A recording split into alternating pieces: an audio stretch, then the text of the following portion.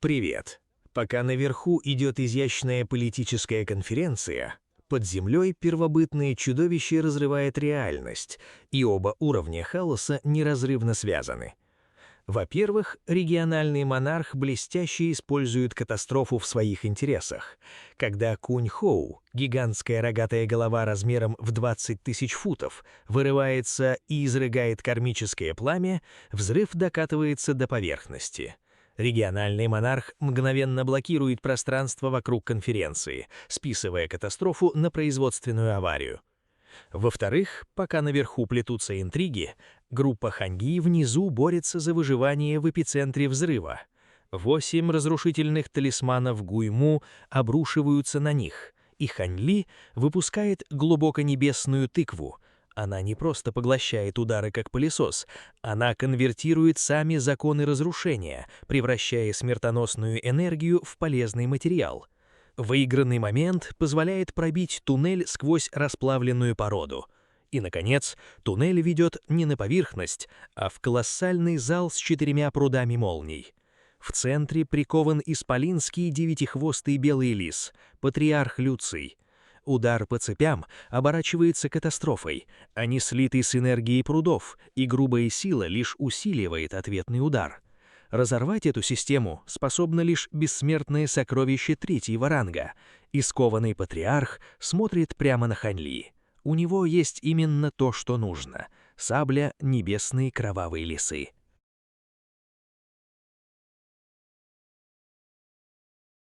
Глава 756. Сделка. Любой золотой бессмертный может владеть бессмертным сокровищем 3-го уровня, но у золотого бессмертного недостаточно духовной силы, чтобы высвободить истинную мощь такого грозного сокровища. Поэтому для этого вам всем нужно объединить свою духовную силу бессмертных в единое целое. Сказал Лю Ци. Услышав это, Хань Ли нерешительно посмотрел на него. «Почему ты все еще сомневаешься в такой момент, брат Ли? Мы настроили против себя все адское племя, чтобы добраться сюда.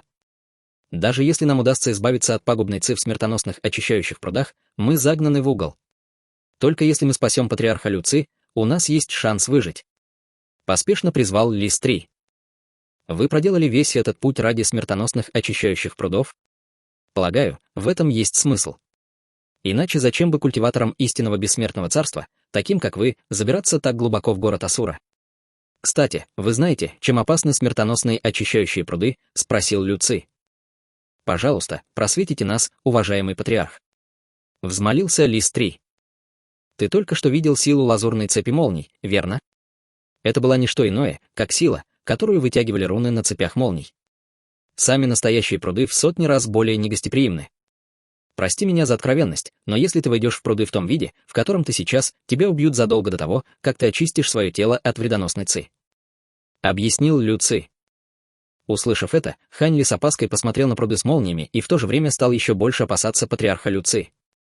Было ясно, что он намеренно не остановил Лиса 3 в его попытке разорвать цепь, и, скорее всего, это было сделано для того, чтобы показать группе Хань Ли истинную силу молниевых прудов и использовать это как козырь в переговорах.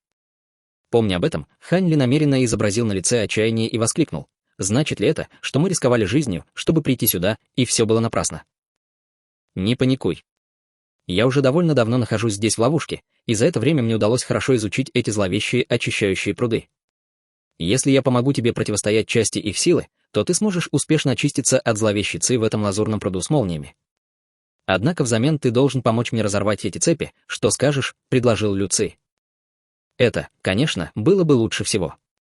Как только мы очистимся от пагубной Ци, мы сможем максимально увеличить силу сабли небесной кровавой лисицы, и это тоже повысит наши шансы разорвать цепь.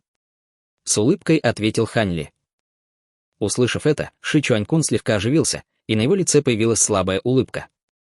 «Не нужно так опасаться меня, я всегда хотел, чтобы ты вошел в смертоносный очищающий пруд, прежде чем помочь мне разорвать эти цепи. Эти пруды чрезвычайно опасны, но они не только могут очистить тебя от смертоносной Ци, но и усовершенствовать твое тело, чтобы повысить твою базу культивации на несколько уровней». Усмехнулся патриарх Лю Ци. К этому моменту Лис 3 уже переоделся в черное одеяние, не обращая внимания на собственные раны, заявил: «В таком случае, давайте не будем больше медлить. Мы не можем торопиться. Давайте все примем по таблетке, а потом помедитируем час или два, прежде чем войдем в смертоносный очищающий пруд», — сказал Хань Ли, покачав головой. Услышав это, Лис-3 слегка замялся, но в итоге все же согласился. Итак, они втроем сели, скрестив ноги, и принялись за таблетки. Что касается плачущей души, то из-за своего особого телосложения она не боялась вредоносной ци, поэтому ей, естественно, не нужно было заходить в пруд очищения от вредной ци. Поэтому она сосредоточилась на отдыхе и восстановлении сил, размышляя о том, как она будет отвечать Инчин-Цуань. 2 часа пролетели в мгновение эйка. Лис-3 первым открыл глаза и поднялся на ноги, а Ши-Чуань-кун и Хань-Ли быстро последовали его примеру. Лю-Ци лежал на деревянном кресте и говорил: из этих 4 прудов с молниями лазурный самый слабый, но его достаточно, чтобы очистить пагубную ци в ваших телах, так что вам не нужно лезть в другие пруды. Трио Хань-Ли кивнуло в ответ, а плачущая душа посмотрела на Хань-Ли с легким беспокойством во взгляде. Все трое подошли к краю лазурного пруда с молниями, чтобы не мешать друг другу, направились в разные углы пруда, заглянули в лазурную жидкость внутри, но никто из них не стал сразу заходить в воду. Немного подождав, Хань-Ли глубоко вздохнул и начал заходить в пруд. Однако он только поднял ногу, как остановился как вкопанный, затем убрал ногу и взмахнул рукавом, создавая дверь из серебристого света, которая вела на 1-й этаж бамбукового здания в цветочном саду. Ранее бессмертный владыка Горящее Пламя был обездвижен Ши-Чуань-куном и Лисом-3, но внезапно очнулся и позвал Хань-Ли: «Не мог бы ты выпустить меня, брат Ли?» «Рад видеть, что ты снова в здравом уме, брат Даос Горящее Пламя», — сказал Хань-Ли. «Эта твоя территория может сдерживать пагубную ци, и здесь много изначальной ци мира, которая питает меня, поэтому я смог восстановить ясность ума, но это лишь временно, поэтому я сразу же связался с тобой, чтобы кое-что рассказать», — торопливо сказал бессмертный лорд Горящее Пламя. «Что ты хочешь мне сказать?» — спросил Хань-Ли. На лице бессмертного лорда Горящего Пламени появилось страдальческое выражение, и вспышка губительной ци промелькнула над его лбом, когда он переключился на голосовую передачу и сказал: «На данный момент мое тело слишком пропитано губительной ци, чтобы я мог даже мечтать о выздоровлении, но я не хочу превратиться в безмозглого зомби, поэтому я хочу, чтобы ты избавил меня от страданий и отправил в цикл реинкарнации». Хань-Ли уже собирался прервать его, но тот продолжил: «Все мои сокровища были отобраны адским племенем, и все, что у меня осталось, это связанное со мной сокровище, которое ты можешь забрать. Кроме того, я хочу передать тебе свои навыки культивации. Наша секта истинного искусства уже пала, но ее наследие должно продолжаться. Брат Даос Горящее Пламя, прямо сейчас мы уже прибыли к очищающим прудам, в которых можно избавиться от вредоносной ци в своем теле, но этот процесс чрезвычайно опасен. Не хочешь ли ты попробовать?» — спросил Хань-Ли. «Правда. Неужели есть способ уничтожить злую ци здесь?» — поспешно спросил бессмертный лорд Горящее Пламя. «Я бы не стал лгать тебе о чем-то подобном. Зловещие очищающие пруды реальны, но и риск, связанный с ними, тоже вполне реален», — ответил Хань-Ли.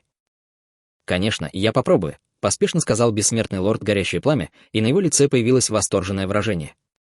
«Товарищ Даос Ши, товарищ Даос Лис-3», — позвал Хань-Ли, повернувшись к ним, и они вдвоем быстро сняли ограничения с тела бессмертного владыки Горящего Пламени. После того, как бессмертный лорд Горящее Пламя, пошатываясь, вышел из домена, Хань-Ли повернулся к плачущей душе и спросил: «Плачущая душа, можешь ли ты снять ограничения, которые адское племя наложило на его тело?» «Я могу это сделать, но если я это сделаю, то вредоносная ци в его теле может вырваться наружу и снова свести его с ума», — нерешительно ответила плачущая душа. «Вперед! Если я сойду с ума, пожалуйста, бросьте меня прямо в смертоносный очищающий пруд, товарищ Даистли. Если это случится, просто отдайте меня в руки судьбы», — сказал бессмертный лорд Горящее Пламя с кривой улыбкой. «Хорошо, в таком случае я не буду тебя отговаривать», — сказал Хань-Ли. «Спасибо вам, братья Даосы», — сказал бессмертный лорд Горящее Пламя, вскинув кулак в приветствии в сторону Хань-Ли и плачущей души. Хань-Ли слегка кивнул плачущей душе, и та начала работать над снятием ограничений с тела бессмертного владыки Горящего Пламени. Поначалу выражение лица бессмертного владыки Горящего Пламени почти не изменилось, но вскоре его лицо исказилось от боли, и из его тела начали вырываться потоки губительной ци. К этому моменту зрачки бессмертного владыки Горящего Пламени уже почти полностью посерели, и Хань-Ли понял, что недооценил, насколько сильно бессмертный владыка Горящего Пламени был заражен губительной ци. Взмахнув рукой, он выпустил из рукава цепь закона разделения истока. В этот самый момент плачущая душа сложила ладони в странном жесте, прежде чем прижать их к спине бессмертного владыки Горящего Пламени, и он тут же приглушенно застонал, а из уголка его губ потекла кровь.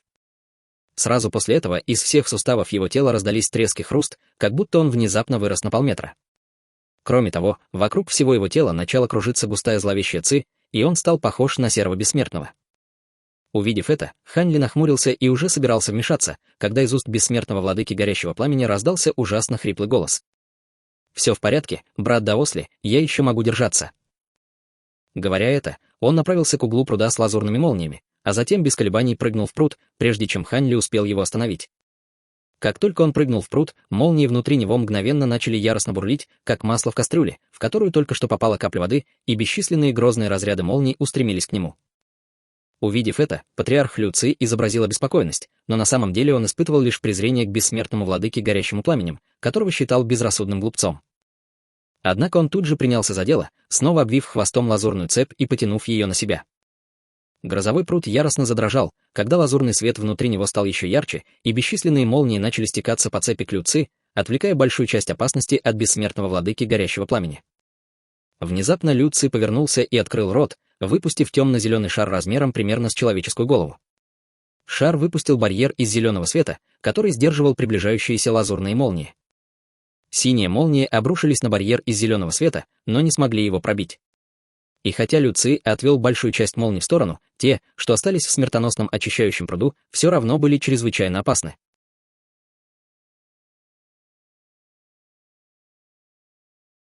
Глава 757. Вход в пруд. Внутри пруда с молниями лицо бессмертного владыки горящего пламени исказилось от боли, и он издал леденящий кровь вой. Хань Ли и остальные обернулись и увидели, что столбы лазурных молний со всех сторон устремляются к бессмертному владыке горящего пламени, пронзая его тело и превращая в лазурного ежа. Все его тело было полностью охвачено лазурными молниями, а его мантия превратилась в лохмотья, а обнаженная кожа была покрыта трещинами и ожогами. В то же время все его бессмертные акупунктурные точки непроизвольно открылись, и крошечные молнии проникали внутрь, пробуждая злую Ци. Лазурная молния не обращала внимания на то, смогут ли акупунктурные точки бессмертного владыки горящего пламени выдержать приток силы, пока она проникала все глубже, и губительная Ци поднималась, чтобы противостоять ей. Однако молния в этом грозовом пруду была золотой молнией омывающей кости, которая была естественным врагом вредоносной Ци, и поэтому у вредоносной Ци не было шансов, и она быстро выводилась из бессмертных точек бессмертного владыки горящего пламени. Бесчисленные клубы черного дыма поднимались от тела бессмертного владыки горящего пламени, придавая ему вид человека, курящего благовония, и создавая очень интригующий контраст с бушующим прудом молний. К облегчению Хань Ли он увидел, что Лю Ци действительно помогает им справиться с прудом с молниями, и повернулся к Ши Чуанькуну и Лису Три, сказав: «Время не ждет, так что давайте начинать». Они оба кивнули в ответ и уже собирались войти в пруд с молниями, как вдруг услышали гортанный рев. Все трое обернулись и увидели, что бессмертный лорд горящее пламя запрокинул голову, сжал кулак и взревел, как зверь. Черная зловещая Ци непрерывно вырывалась из всех его отверстий, скрывая все его лицо и делая его неразличимым. Однако из его тела больше не вырывалась губительная Ци, и ярко-красные трещины, испускавшие обжигающую ауру, начали распространяться по всему его телу. Внезапно он вспыхнул пламенем, и не прошло и мгновение, как его ноги сгорели дотла, а верхняя часть тела рухнула в пруд с молниями. Увидев это, Хань Ли немедленно приступил к действиям, направив свою способность обратного колеса истины на смертоносный очистительный пруд, прежде чем схватить бессмертного владыку горящего пламени. «Побереги силы».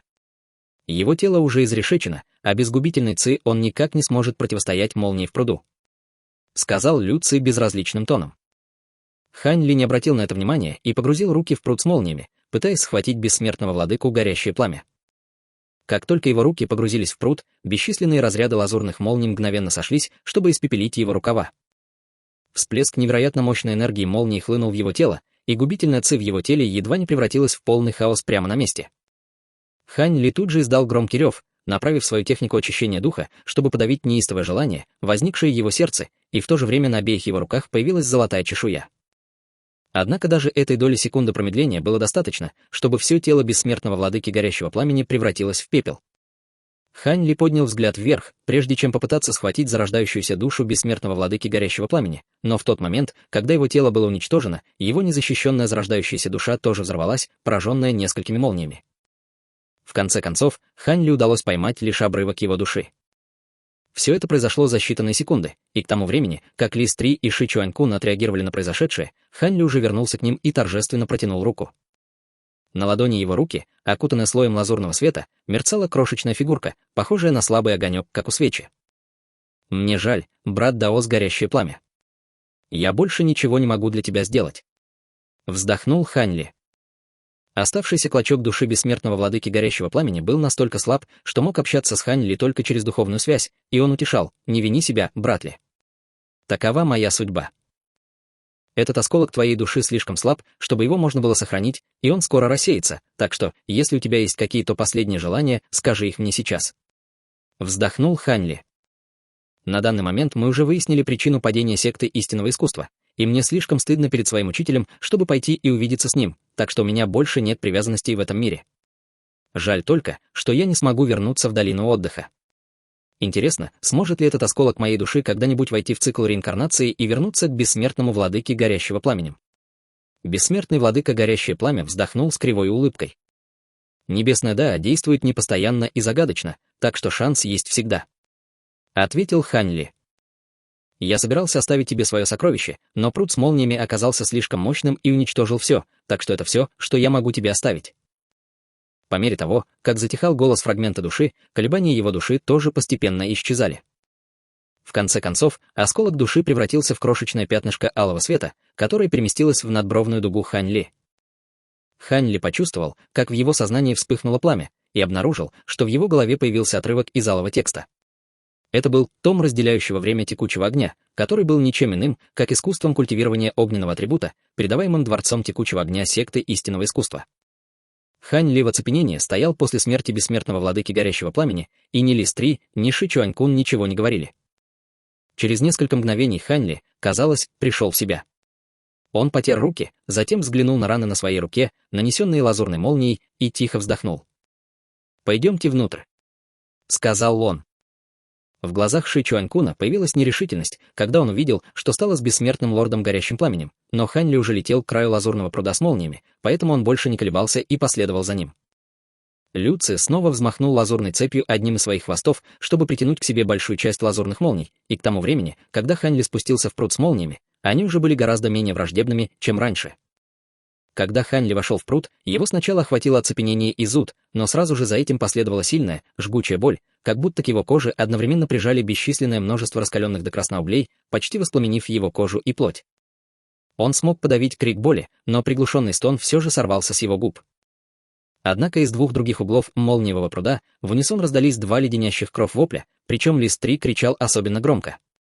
Хань Ли крепко стиснул зубы, по его лбу стекал холодный пот, и ему приходилось терпеть мучительную боль, подавляя желание защититься от проникновения лазурной молнии. Он знал, что только позволив большему количеству молний войти в его тело, он сможет как можно скорее избавиться от вредоносной ци в своих бессмертных точках. Всего через несколько секунд его кожа уже стала ярко-красной, и под ней вздулись бесчисленные вены, но, в отличие от бессмертного лорда горящего пламени, его кожа осталась целой. Хань Ли знал, что это произошло благодаря тому, что он развил в себе искусство происхождения великого небесного цикла, и что он смог так хорошо противостоять лазурной молнии только благодаря своему невероятному физическому состоянию. Копья молний постоянно ударяли в его тело, как копья, а дуги молний начали пронзать его кожу, прежде чем проникнуть в его бессмертные акупунктурные точки. Одна бессмертная акупунктурная точка в его теле открывалась за другой, из его тела тоже начали подниматься струйки черной губительной ци, но гораздо медленнее, чем у бессмертного владыки горящего пламени. В этот момент плачущая душа стояла возле пруда с молниями и с беспокойством смотрела на Хань Ли. Не стоит о нем беспокоиться. Медленная скорость изгнания вредоносной ци — это неплохо, это показывает, что он все еще способен контролировать степень открытия своих акупунктурных точек, в отличие от человека, который был до него. Сказал Лю Ци. Плачущая душа просто молча кивнула в ответ. Затем Лю Ци перевел взгляд на Лиса 3, который обильно потел, крепко стиснув зубы и плотно закрыв глаза. Скорость оттока вредоносной ци из его тела была явно намного выше, чем у Хань Ли, но из его акупунктурных точек выходило гораздо меньше вредоносной ци, чем у Хань Ли или даже у Ши Чуанькуна. Хань Ли и Ши Чуанькун оба боролись со своим пагубным распадом, поэтому в их телах уже накопилось много пагубной ци в дополнение к проникновению пагубной ци из внешнего мира. В отличие от них, Ли Стри уже был нефритовым бессмертным на стадии высшего зенита, так что ему нужно было лишь изгнать внешнюю пагубную ци, проникшую в его тело. Однако его физическое состояние также уступало состоянию Хань Ли и Ши Чуанькуна, поэтому он так сильно страдал. По другую сторону пруда с молниями из тела Ши Чуанькуна в неистовстве вырывалась зловещая ци вместе с клубами черной дьявольской ци. Под копной вьющихся белых волос черты его лица уже исказились от боли. Его зубы превратились в неровные клыки, из уголков рта стекала слюна, а на теле появилась черная чешуя, пока он пытался сдержать свою истинную дьявольскую форму.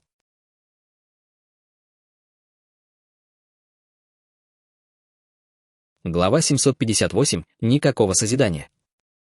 В отличие от Лиса 3, Ши Чуанькун не закрывал глаза и пристально смотрел на Хань Ли по другую сторону смертоносного очищающего пруда.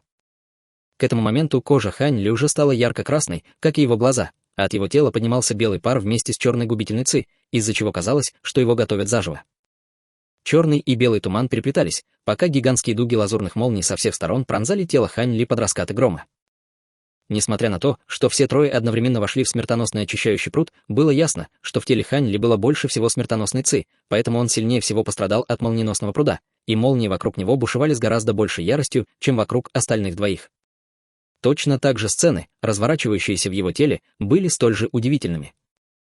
В этот момент каждая из его акупунктурных точек была похожа на пограничный пункт, который постоянно атаковали лазурные молнии в пруду, и он чувствовал, как порывы яростного ветра проносятся сквозь его сознание, вызывая у него чувство дезориентации и беспокойства. Если бы не исключительная сила духа, его душа, скорее всего, уже покинула бы тело. Лю Ци слегка прищурился, и в его глазах промелькнуло одобрение при виде блестящей игры Хань Ли.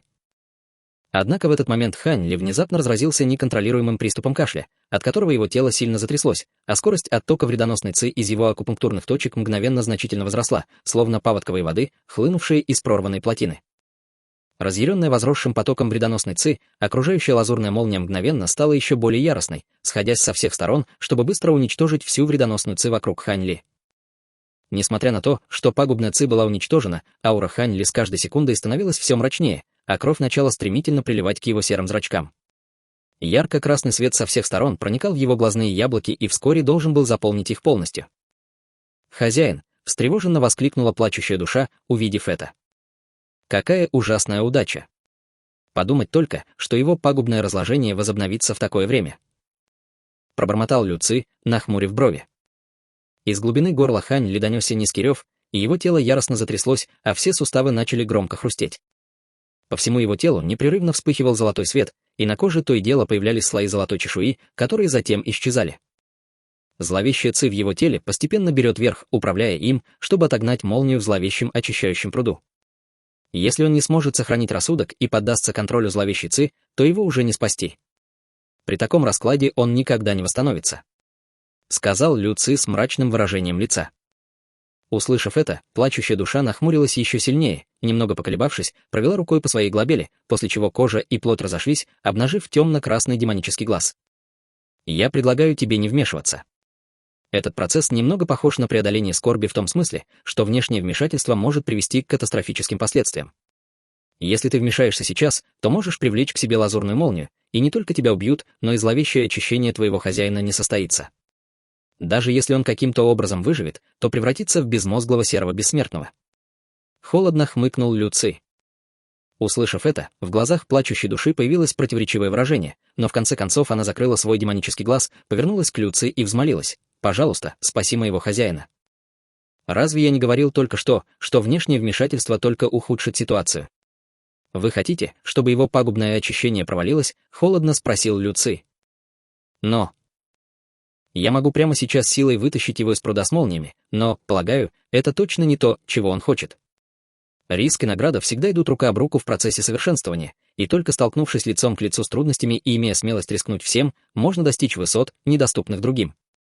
Несмотря на то, что мы с вашим учителем только что познакомились, я могу сказать, что его сила духа намного превосходит силу духа среднестатистического человека. Спокойно продолжил Лю Ци. Плачущая душа прикусила нижнюю губу, затем заставила себя сесть на землю, но ее взгляд был устремлен на Хань Ли. Лучше бы ему не разочаровывать меня. Я столько лет ждал шанса освободиться, и если эта возможность ускользнет от меня, то я, скорее всего, останусь здесь до конца времен. Мысленно подумал Лю Ци.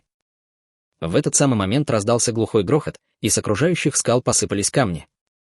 Зловещий очищающий пруд был относительно изолирован от внешнего мира, но даже несмотря на это снаружи постоянно доносился грохот. Почему снаружи становится все громче и громче? Может быть, из адского племени прибыло подкрепление, или мой старый сосед освободился? Если этот человеческий отпрыск не закончит свое злостное очищение чуть быстрее, очень скоро все может пойти наперекосяк. Помня об этом, Лю Ци открыл рот и выпустил поток черного света, который мгновенно поразил зеленую бусину. Бусина яростно задрожала, и исходящий от нее свет мгновенно усилился в несколько раз, привлекая еще больше лазурных молний из пруда, тем самым еще больше ослабляя давление на трио Хань Ли. Из них троих у Лиса-3 в теле было меньше всего вредоносной ци, и его боль мгновенно значительно ослабла. Его аура также постепенно становилась более стабильной, и при таких темпах изгнания всей вредоносной ци из его тела было лишь вопросом времени. Ши Чуанькун тоже чувствовал себя намного лучше, чем раньше, но он не смел ни на секунду ослабить бдительность. Несмотря на то, что его губительный распад не вернулся, он все еще находился в крайне опасном положении. Несмотря на все усилия Лю Ци, состояние Хань Ли по-прежнему было далеким от оптимизма. Внезапно он издал дикий рев, и из его тела вылетели разноцветные лучи, которые сформировали несколько реалистичных проекций истинных духов, в том числе гигантскую горную обезьяну, Кун Пена, радужного павлина. Как интересно! Невероятно, что ему удалось дожить до этого момента с таким количеством истинных духовных кровей в его теле, но такая разнообразная родословная не обязательно является чем-то хорошим. В этот момент Хань Ли почувствовал, что его сознание превратилось в зону боевых действий, и огромные волны постоянно обрушивались на Белую гору, образованную талисманом ограничения духа императорского пика. Гора яростно дрожала, испуская ореолы мягкого белого света, чтобы успокоить хаотичный разум Хань Ли, но эти белые ореолы мгновенно уничтожались агрессивными волнами при соприкосновении. В то же время над его сознанием начали сгущаться темные тучи, и это было явным признаком чрезмерного проникновения вредоносной ци. Тем временем вокруг его тела продолжало появляться все больше и больше проекций истинного духа, и его мышцы начали непроизвольно напрягаться. Его руки превратились в руки гигантской горной обезьяны, на груди начал появляться панцирь черепахи Сюаньву, а позади него появились хвостовые перья радужного павлина. Выражение лица Лю Ци, наконец, немного изменилось, когда он увидел это. Учитывая его огромный опыт в качестве предка Даа, он считал, что Хань Ли уже исчерпал свои силы и что его тело и душа находятся на грани разрушения. Он был обеспокоен тем, что при таких темпах Хань Ли не только рискует потерять рассудок, но и его тело может взорваться на месте. Будучи владельцем небесной сабли кровавой формы лисы, Хань Ли должен был выжить, чтобы освободить Лю Ци. Как раз в тот момент, когда он собирался силой вытащить Хань Ли из пруда с молниями, из его тела внезапно вырвался поток необычной энергии. В его сознании золотая зарождающаяся душа сидела, скрестив ноги и закрыв глаза, и делала странные движения руками. Зарождающаяся душа не открывала рта, чтобы заговорить, но в сознании Хань Ли раздавалось четкое пение. Звук пения был довольно тихим, но очень четким, его было слышно даже сквозь грохот свирепых волн. Зарождающаяся душа повторяла мантру для 5-го уровня техники очищения духа, и поначалу ее пение было очень медленным и слабым, но по мере того, как пение ускорялось, голос зарождающейся души, казалось, набирал силу. Каким-то образом в этой ужасной ситуации Хань Ли удалось преодолеть узкое место 5-го уровня техники совершенствования духа, и волны невероятного божественного чувства прокатывались по его разуму, успокаивая его сознание. Зловещая ци в его разуме была вытеснена новообретенной силой, и малиновый оттенок в его глазах начал исчезать, а ясность ума вернулась. Некоторое время спустя он медленно выдохнул, затем отозвал все проекции истинного духа вокруг себя и почувствовал себя совершенно опустошенным, но, к счастью, ему снова удалось подавить свой губительный распад. Увидев это, Лю Ци удивленно посмотрел на него.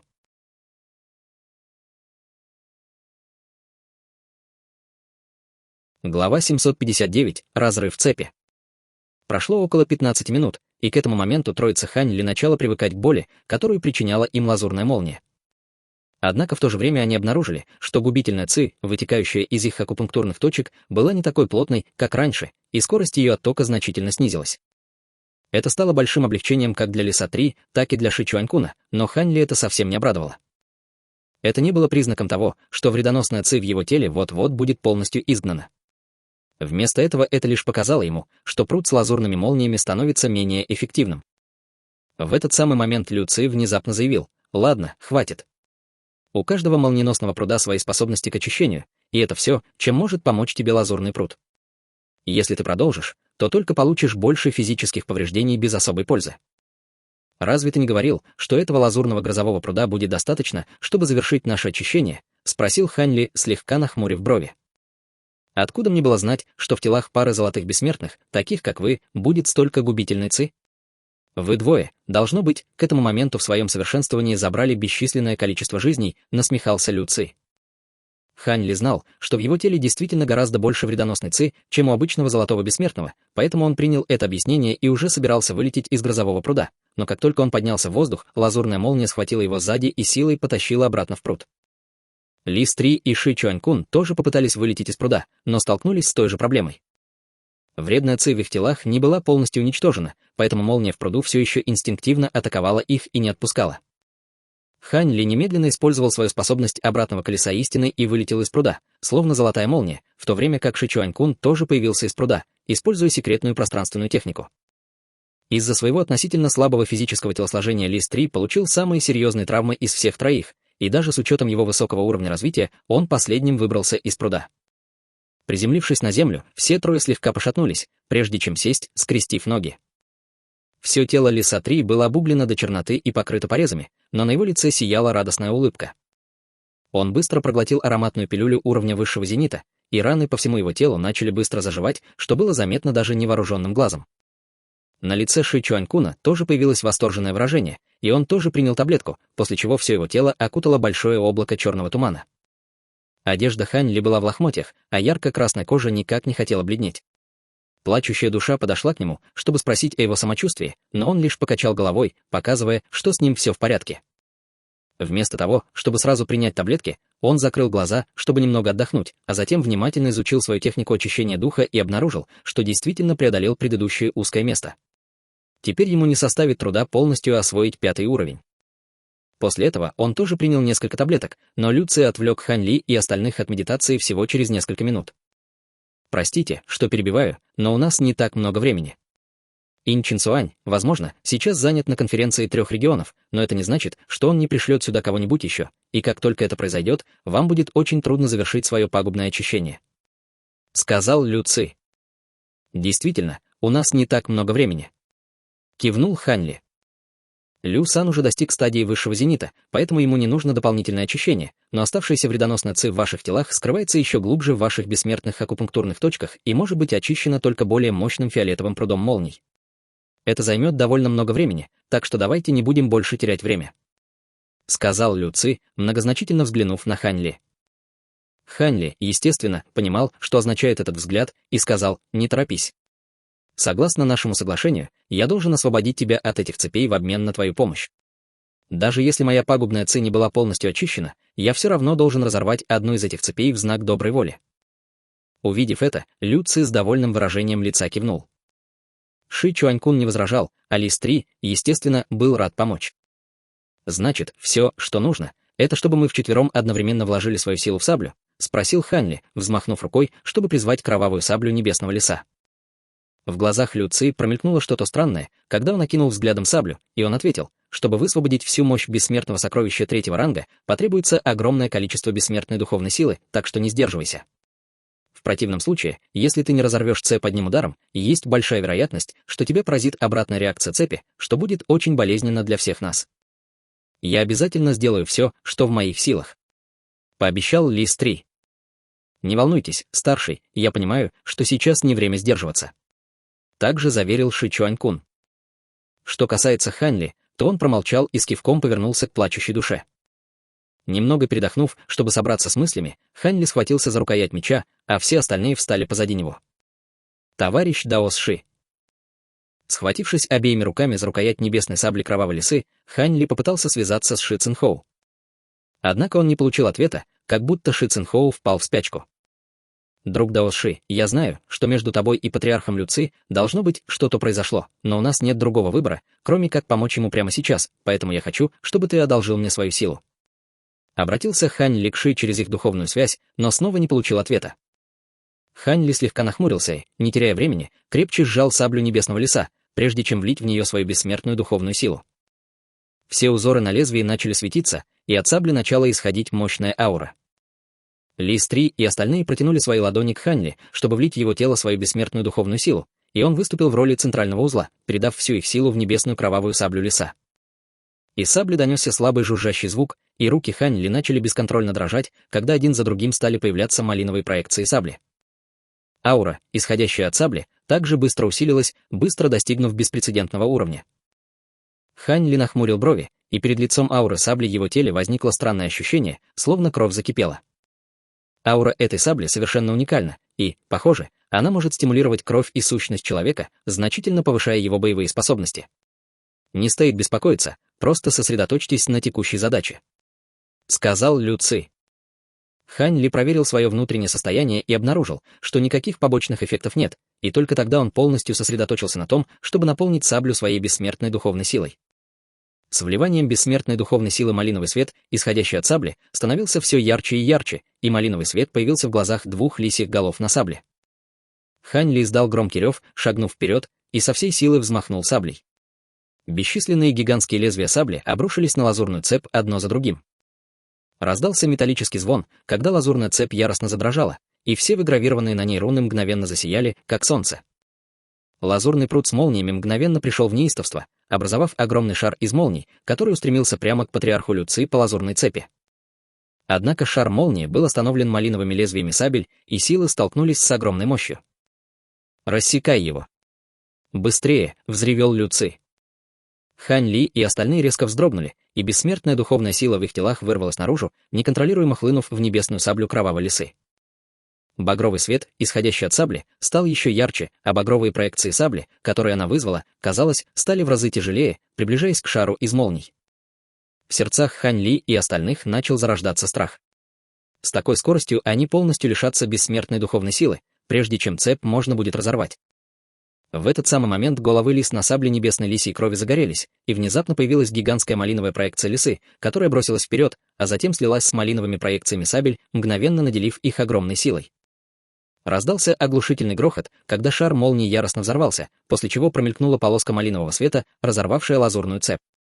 Цепь упала на землю, а лазурная молния вернулась в пруд с молниями. «Мы сделали это!» — воскликнул Лис 3 с восторженным выражением лица. Хань Ли убрал саблю и, нахмурившись, начал ее рассматривать, гадая, почему Ши Цинхоу в последнюю секунду решил им помочь. Что касается Ши Чуанькуна, то он тоже молча наблюдал за саблей с тревожным выражением лица, явно немного потрясенный недавним принудительным оттоком бессмертной духовной силы. «Что случилось, хозяин?» — спросила плачущая душа. «Ничего». «Как твои раны?» — спросил Хань Ли, убирая саблю небесного лиса. «Я в порядке», — ответила плачущая душа. В этот самый момент Люци поднял голову к небесам и радостно рассмеялся при виде разорвавшейся лазурной цепи, отчего весь зал слегка задрожал. «Спасибо вам всем. Потратьте немного времени на то, чтобы восстановить свою бессмертную духовную силу, а затем продолжайте свое пагубное очищение», — сказал он, когда его смех утих.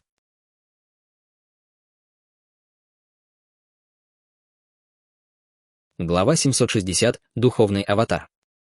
Город Асура. Конференция 3 регионов возобновилась, но из-за неожиданной паузы, произошедшей ранее, все региональные монархи чувствовали себя довольно неловко, поэтому атмосфера была немного напряженной. Как хозяин конференции, Ин Чин Цуань должен был сохранять самообладание, хотя внутри у него все кипело. Он выдавил из себя улыбку и уже собирался что-то сказать, когда серое кольцо на его левом мизинце внезапно слегка сжалось. На кольце были выгравированы 4 знака разных цветов — лазурный, фиолетовый, серебряный и золотой, и в этот момент лазурный знак внезапно исчез. Его улыбка мгновенно застыла, а на лбу вздулись вены, но лишь на мгновение, прежде чем он взял себя в руки. Несмотря на это, кратковременное изменение выражения его лица не ускользнуло от внимания окружающих, и Хуан Фу Юй, приподняв бровь, заметил: «Ты выглядишь не очень хорошо, региональный монарх Инь. Ты слишком много работал в последнее время». «Я в порядке. Еще раз спасибо всем вам за то, что нашли время прийти сюда», — ответил Ин Чин Цуань. «Вам не нужно нас благодарить, региональный монарх Инь. Результаты этой конференции напрямую повлияют на будущее Серого Царства, поэтому вполне справедливо, что все мы приложили усилия, чтобы присутствовать здесь», — сказал Ся Буя с улыбкой. «А что произошло в зоне очищения душ? Почему бы тебе не рассказать всем, региональный монарх Инь?» — спросил Хуан Фу Юй. К этому моменту выражение лица Ин Чин Цуаня уже полностью вернулось в норму, и он ответил: «Это был всего лишь незначительный инцидент, о котором не стоит рассказывать, давайте продолжим конференцию. Сегодня первый день этапа принятия решений. Я уверен, что после нескольких дней обсуждений вы все уже приняли решение, поэтому давайте выскажем свои идеи, чтобы все могли их услышать». Хуан Фу Юй взглянул на Ся Буэ, который тоже смотрел на него, и они обменялись подозрительными взглядами. Как только голос Ин Чин Цуаня затих, серый нефритовый кулон, спрятанный в его одежде, беззвучно разбился. В одном просторном зале в городе Асура. Похоже, это был зал для гостей, обставленный изысканной старинной мебелью, и весь зал был окутан серым световым барьером. В центре зала друг напротив друга сидели 2 фигуры, одной из которых был Фэн Циншуй, пожилой мужчина из Небесного двора, а другой — точная копия Ин Чин Цуаня. Однако этот Ин Чин Цуань выглядел довольно хрупким, и казалось, что у него нет крепкого тела. Внезапно по всему телу Ин Чин Цуаня вспыхнул серый свет, и его лицо мгновенно помрачнело. Что-то не так, товарищ Дао Синь? Я все равно только и делаю, что трачу время, сидя здесь и попивая чай. Если у вас возникли какие-то проблемы, я буду рад помочь. Этот ваш духовный аватар ограничен в силе, так что он вряд ли сможет что-то сделать. Сказал Фэн Циншуй, поставив чашку на стол. Спасибо за беспокойство, Даос Фэн, но сейчас все под контролем, так что я не буду вас беспокоить. Ответил Инь Чинцуань. Даосский брат Инь, сейчас мы союзники, сражающиеся за общее дело, почему ты так настороженно относишься ко мне? Спросил Фэн Циншуй, слегка нахмурив брови от недовольства. Я скажу вам, если мне понадобится ваша помощь, но до этого, пожалуйста, оставайтесь здесь. Равнодушно ответил Инь Чинцуань и внезапно исчез, после чего серый световой барьер вокруг зала мгновенно стал в несколько раз толще. При виде этого на лице Фэн Циншуя мелькнуло холодное выражение, и он задумчиво взял в руки чашку с чаем. В смертоносных очистительных прудах Хань Ли и остальные медитировали на месте, где они разорвали цепь лазурных молний. Тем временем Лю Ци, закрыв глаза, складывал печати и произносил заклинания, стоя на гигантском кресте, словно что-то подготавливая. С тех пор, как цепь лазурных молний была разорвана, его аура значительно усилилась. В этот момент его глаза резко распахнулись, и он бросил взгляд в определенном направлении. Внезапно на поверхности скалы появился слабый слой света, за которым сразу же последовали многочисленные круги из рун, начавшие быстро вращаться. После этого постепенно появилась неясная серая фигура, немного искаженная и бесформенная. Увидев это, Хань Ли и остальные тут же вскочили на ноги, а плачущая душа слегка вздрогнула и воскликнула: «Учитель!». Услышав это, Хань Ли слегка вздрогнул и тихо спросил: «Плачущая душа — это Инь Чинцуань?» Прежде чем плачущая душа успела ответить, серая фигура внезапно перевела взгляд на Хань Ли и остальных. Хань Ли тут же почувствовал, как на мгновение потемнело в глазах, когда в его разум хлынула огромная сила, и белая гора, созданная талисманом ограничения духа императорского пика, яростно задрожала, а затем мгновенно разрушилась. Ему казалось, что его душа вот-вот разорвется по швам, и он чуть не потерял сознание на месте. Хань Ли поспешно применил свою технику совершенствования духа, и его божественное чувство смогло подавить беспокойство в его душе. К счастью, он только что добился значительных успехов в технике совершенствования духа, и его новообретенное божественное чувство едва ли могло защитить его душу. В то же время перед ним появилась серия духовных энергетических цепей, которые затем переплелись, образовав большую сеть, чтобы отразить удар невидимой силы. Однако надвигающаяся сила была чрезвычайно мощной и смогла проникнуть в его разум через сеть духовного чувства. В голове у Хань Ли звенело, когда он, спотыкаясь, отступал, не в силах прийти в себя. Ши Чуанькун тоже сильно вздрогнул, когда изо рта у него хлынула кровь, и его лицо мгновенно стало смертельно бледным. Внезапно над его головой вспыхнул маленький серебристый замок, и он прикрыл его голову, когда тот отступил. Однако маленький замок сильно задрожал, и на его поверхности появилась трещина, а исходящий от него серебристый свет быстро померк. На лице Ши Чуанькуна появилось встревоженное выражение, когда он открыл рот, чтобы выпустить сгусток кровавой эссенции в замок, и быстро сложил несколько ручных печатей. Свет, исходящий от замка, слегка усилился, чтобы продолжать защищать его голову, но он мерцал беспорядочно, как будто мог погаснуть в любой момент. Из них троих Ли Стри среагировал быстрее всех и отступил, как только Инь Чинцуань бросил на них взгляд. В то же время из его рукавов вылетела целая серия белых талисманов, образуя перед ним слои полупрозрачных барьеров из белого света. В мгновение ока были воздвигнуты десятки таких световых барьеров, но они едва успели сформироваться, как были полностью разрушены. Ли Стри нахмурил брови и продолжил размахивать рукавами, мгновенно выпустив еще десятки таких же белых талисманов. Перед ним один за другим возникали белые световые барьеры, которые снова разрушались, на этот раз даже быстрее, чем раньше, и в результате Ли Стри был вынужден отступить еще быстрее. Из всех четверых только плачущая душа не подверглась нападению, и она стояла в стороне с противоречивым выражением лица. В этот самый момент внезапно раздался ликующий голос Лю Ци. «Инь Чинцуань, ты наконец-то прислал свой духовный аватар. Однако, боюсь, ты уже опоздал». Звуковые волны от его голоса образовали барьер перед трио Хань Ли, и пространство перед ними внезапно сильно задрожало, после чего появилась серия пространственных разломов. Весь зал начал раскачиваться, как при землетрясении, и на окружающих скалах появились трещины. Огромное давление, которому подвергалось трио Хань Ли, мгновенно ослабло, и они, спотыкаясь, сделали еще несколько шагов, прежде чем наконец смогли выровняться с встревоженными выражениями на лицах. Над переносицей Лю Ци вспыхнул полупрозрачный свет, а затем появился мужчина средних лет в сером одеянии с поясом из лисьего меха на талии. Мужчина стоял перед трио Хань Ли, заложив руки за спину, и излучал внушающую благоговение ауру. Ин Чин Цуань, возможно, если бы ты пришел сюда лично, я был бы бессилен что-либо сделать, разорвав лишь одну цепь, но ты ошибаешься, если думаешь, что твой духовный аватар может подчинить меня. Холодно усмехнулся мужчина средних лет.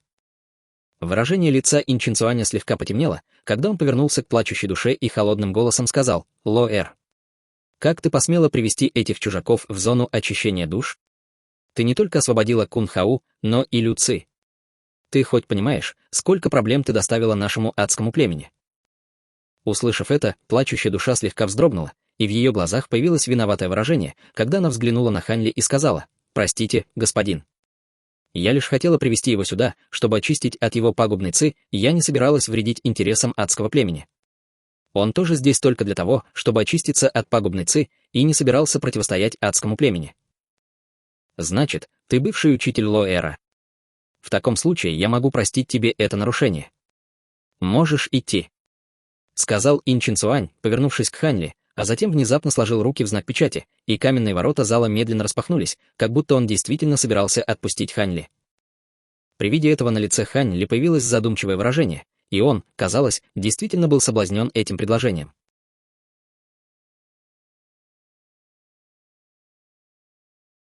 Друзья, эти главы, когда единственное исцеление убивает союзника на твоих глазах. Бессмертный владыка Пылающее Пламя прыгает в лазурный пруд первым, и золотая молния выжигает пагубную ци со всем телом. Его физическая оболочка рассыпается в прах, молния не разбирает, что выжигать, она просто рвет изнутри все, с чем срослась скверна. Хан Ли едва успевает спасти крупицу его души, получая в наследство том текущего огня, но прыгает следом, потому что его искусство происхождения великого небесного цикла годами уплотняло физическую структуру тела до той плотности, которой у союзника просто не было. Смерть Пылающего Пламени не трагедия случая, а жестокий урок. В прудах молний выживает не сила духа, а архитектура костей. Внутри пруда разум трещит под давлением не хуже тела, лезут проекции истинных духов, вспыхивает пагубный распад, сознание либо эволюционирует, либо гаснет, и Хань Ли прорывается на 5-й уровень техники очищения духа не из озарения, а из последней отчаянной адаптации. Чтобы выбраться, группа вливает остаток сил в саблю небесной лисицы и разрубает лазурную цепь патриарха Люции. Освободить потенциально смертоносного узника ради 5 минут жизни не план, а инстинкт. Цепь рвется, и мгновенно появляется духовный аватар. Новое усиленное божественное чувство Хань Ли едва выдерживает удар. Если бестелесная проекция едва не сломила разум героев, что произойдет, когда в игру вступит настоящее тело? Готовлю продолжение.